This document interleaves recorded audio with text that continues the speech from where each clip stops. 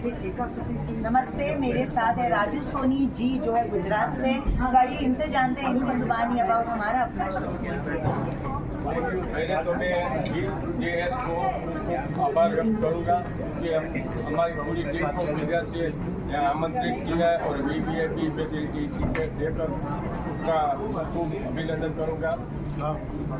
Main बात ये है कि मैं रियल मार्केट से हूँ, तुलजा भवानी गोल्ड एसोसिएशन से हूँ, क्योंकि अभी वो हमने बात किया है कि जो रिफाइनरी है वो बंद होने वाली है, क्योंकि नया नया लॉ आने वाला है, तो उससे टाइम बम बोल सकते हैं हम। जो स्टार्ट हो गया है तो हम उससे सपोर्ट नहीं करेंगे तो ये कभी भी फट सकता है। तो मेरी एक विनती है कि आप सब GJS से सपोर्ट करें और अगले महीने का कार्यक्रम है उसमें सब आप आए।